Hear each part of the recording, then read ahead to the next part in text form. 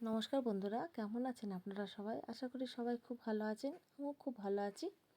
তা আজকে রান্নাটা দেখুন, খুব ভালো হবে রান্নাটা। গরম জলের মধ্যে আমি জলটা যখন ফুটছিল তখন চিনি আর একটু লবণ দিলাম, দিয়ে পালং শাকটা দিয়ে দিলাম।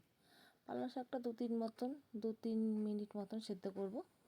আর এখানে আমি সেই সময় পনিরটা একটু ভেজে নিচ্ছি। অল্প করে ভাজবো, বেশি ভাজবো না। বেশি ভাজলে না শক্ত হয়ে যায়। এবার একটা মিক্সিং জারের মধ্যে আমি টমেটো, কাঁচা লঙ্কা, ঝালটা আপনারা যেরকম খাবেন সেরকম দেবেন, আর দিলাম রসুন আর কটা কাজু বাদাম। এটাকে আমি পেস্ট করে নেব। আর পালং শাকটা আমি যখন তুলে না ঠান্ডা জলের মধ্যে দিয়েছিলাম, ঠান্ডার জলের মধ্যে থেকে আবার তুলে নিয়ে আমি রেখে দিয়েছি। এটা ঘোরানো হয়ে গেলে শাকটা ঘুরিয়ে নেব।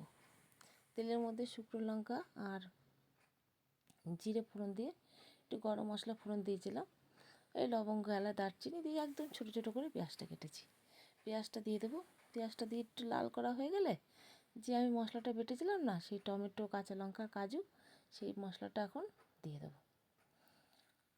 মশলাটা দিয়ে আমি এখন তারপরে যে একটু শুকনো মশলা দেবো, যেমন জিরের গুঁড়ো, ধনের গুঁড়ো, লবণ, হলুদ, মিষ্টি, কাশ্মীরি লঙ্কার গুঁড়ো, এটা দিয়ে দেবো। দিয়ে একটু বেশ কষিয়ে নেবো, একটু নাড়াচাড়া করে নেবো, খুব কষানোর দরকার নেই। এবার যে পালং শাকটা আমি পেস্ট করে রেখেছি সেটা এখন দিয়ে দেবো। দেখুন পালং শাকটা কিন্তু চিনি আর লবণ দিয়ে যখন আমি সেদ্ধ করেছিলাম তখন দিয়েছিলাম বলে একটু রঙটা নষ্ট হয়নি, সবুজই আছে। এবার একটু কষিয়ে নিতে হবে বেশ অনেকক্ষণ ধরে, যতক্ষণ না তেলটা ছাড়বে ততক্ষণ কষিয়ে নেবো। দেখুন তেলটা ছেড়ে গেছে। এবার আমি পনিরগুলো দিয়ে দেবো। পনিরগুলো দিয়ে এবার আমি এখানে যে কাসুরি মেথি হয় সে কাসুরি মেথি দিয়ে দেবো, আর দেবো বাটার। ভালো লাগবে খেতে, খুব সুন্দর হবে। এত সুন্দর হয়েছিল না খেতে, হোটেলেও এত সুন্দর হয় না। আর একটু গরম মশলার গুঁড়ো দিয়ে দেবো। এত সুন্দর খেতে হয়েছিল। রুটি, পরোটা, ভাত যা দিয়ে খাবেন তাই দিয়েই খেতে ভালো লাগবে। ভীষণ সুন্দর হয়েছিল।